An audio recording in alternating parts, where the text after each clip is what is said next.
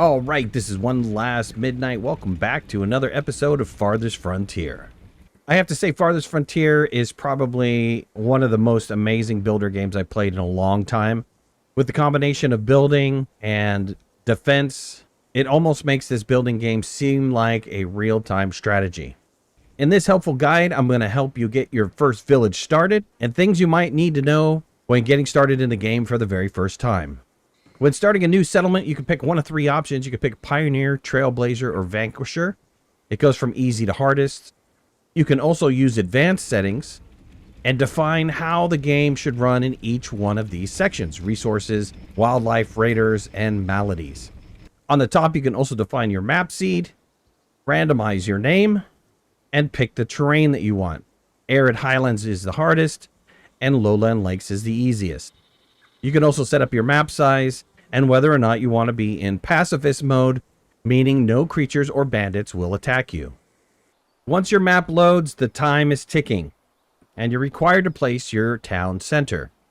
Luckily, you can hit escape and find the seed number for your seed, just in case you find a really good seed, but take too long to place down your town center.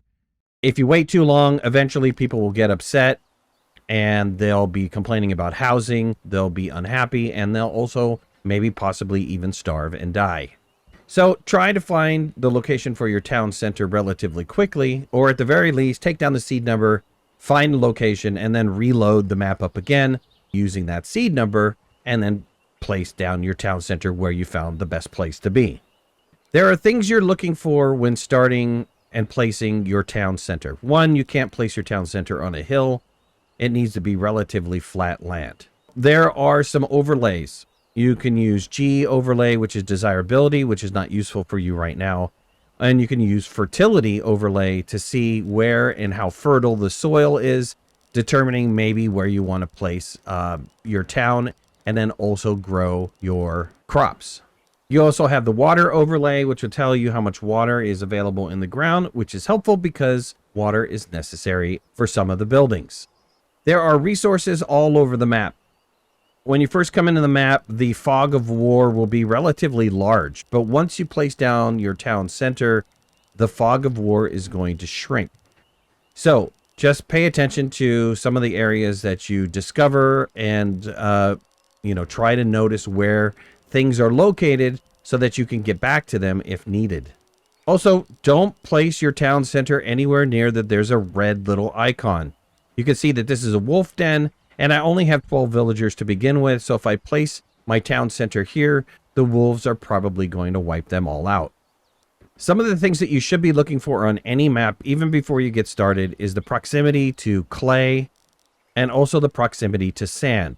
Clay and sand are very important because they're part of production lines, but also clay and sand are very useful in farming to be able to prepare the soil for specific crops. The other thing to really pay attention to is food and food resources that are available to you when you place down your town center, because you're going to be foraging and hunting to start off with. So any of these areas that have patches of herbs or eggs or greens, anything that will help you feed your villagers or help you in those basic resources to start off with is a good idea to put down your town center. Here's a very nice area for greens, as well as up here. And I'm close to some deer, so that would be great for hunting. Also, something to pay really close attention to is how close you are to fishing. You want to be next to water, but also you want to be next to shoals of fish. The shoals of fish will give you a huge boost in the production of fish that you wind up getting out of any fishing hut. You don't want to place your town center on the most fertile land, so try to place it on less fertile land and use your fertile land for farming. So for this particular seed, I think I have everything that I need. You can see I've got an abundance of rocks over here. I've got a couple fishing shoals in this area over here. I'm located next to an abundance of resources for my forager. I have clay and sand relatively close by. And I'm pretty close to a hunting site for deer. So I think over here would be a really good area to sit down and place my town center. I also noticed that I'm very close to iron ore, which is great for when I get to the tier 2 level stuff, because I will be using iron. Anyways, when you place down your town center, make sure you are not placing it on top of a bunch of trees.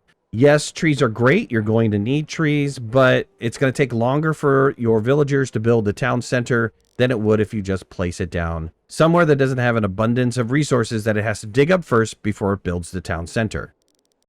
Before they get started building the town center, let's gather up some resources. 2 trees are going to be cut down by the town center, but we're going to need more. So let's get some trees and some stone. We have a lot in this area. Let's start harvesting this stuff up so that we'll have resources to build with. Once your town center is complete, your fog of war will expand a little bit larger. And now it's time to lay out some roads. It's important to lay out roads in the beginning of the game because you really want to define where your town is going to be. I like the grid method of town building. It's very simple that way to get your town established, and it gives you a nice basic layout for where everything is going to be in town. Now our grid is complete, and we need to figure out where we want to place our buildings. In Farthest Frontier, desirability is important. When it comes to your housing, you want to be in the most desirable area. And the way to continue and maintain that is to put down buildings that increase desirability next to your housing and the ones that decrease desirability away from your housing. You can see in my buildings area that the smokehouse desirability is 2 arrows down, meaning it's highly undesirable to be next to the smokehouse. As well as the wood splitter, where the well, the basic well, is desirable and it's a place that people want to live next to. Only 3 buildings are required to house the 12 villagers. So I've just put down my 3 buildings. I also want to put down a well immediately, and I want to put down my wood splitter. And since my wood splitter is undesirable, I want to put him over here. I am also going to put down a smokehouse for any fish or meat so we can smoke them and preserve them. The next thing I want to focus on is getting down a hunter's cabin. Since there are some deer in the area, I'm going to put down the hunter's cabin here. Don't worry too much about the hunter's cabin because they can be moved in the future. There's also some deer up here. There's actually a lot more deer in this area. So actually, I'm going to change my hunter cabin to be up over here. I want to put down a forage shack. And luckily, I have an abundance of stuff that I can harvest from. You can see when placing down the forage shack that I have an abundance of berries. I have a bunch of herbs. I also have an abundance of eggs and willow. Willow is great for making baskets so people can carry more stuff. If that area is not good enough, move your forage hut around until you find an area that is desirable for you, and that will give you the largest variety of resources. It looks like this is going to be the best area for me, so I'm going to put down my forage shack right here. And then I want to put down my fishing shacks. Make sure that your fishing shacks are close to the shoals of fish. And since I have 2 shoals of fish, I'm going to place down 2 fishing shacks. So I just placed down a lot of items. I placed down a bunch of housing. I placed down my firewood splitter, and I also placed down a smokehouse, as well as my hunter and my forager, and I also put some fishing shacks down. The last thing that I want to focus on is putting down my farms. Farms are hugely important to get into place first year because they take a long time to build. So make sure you're solidly in a green area, a fertile area. And just do small farms. A 5x5 farm is perfect. Before everything gets started, before you start time back up again, set your priorities. Let's get at least 3 housing built. Let's get our firewood splitter on priority. We'll also get our hunter's cabin, our forager shack, and at least 1 fishing hut built on priority. We'll want to get our well on priority as well.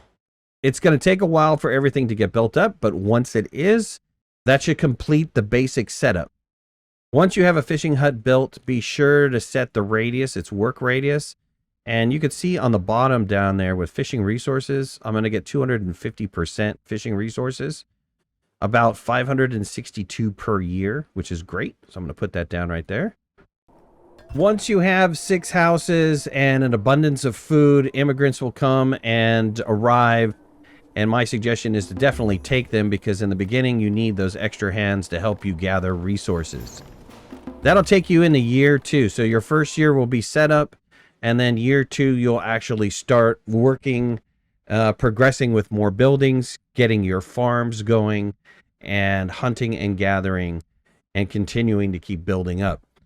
Once you meet some specific requirements for the town center, like enough shelters that are built, a market, and a total population, you can upgrade your town center, which will unlock more items in the building area for you to be able to do. You can also see that these locked items have requirements, so you can see what these items take to unlock in case you're confused. That's it for the beginning guide. Really, you need to focus on what is around you before you put down your town center. Make sure that you have the appropriate resources. Make sure you have that coal and that sand close by, because it will help in farming, as well as brick making and glass making, that you're close to some sort of iron, that you're next to food, and that you're next to water so that you can fish. And as long as you do a setup similar to this, where you've got your housing on one side, think of it as industrial off to another side, your fishing and your farming kind of spread out a little bit, you'll be able to build up your population in your town center very well. All right, well, that's it for me. I hope you guys enjoyed this video. Look for more helpful guides, because we're going to be doing a lot. I am very, very impressed with Farthest Frontier, and we'll be playing a lot more of it on the channel. If you haven't already, hit that like button. If you're not a subscriber, please subscribe. Would love to have you in the community. If you want to follow me on any of my social media, you can find the links in the description below, and make sure to hit that notification bell. That way you know when I go live and when I post new videos. I'll talk to you soon. Thanks a lot. Bye-bye.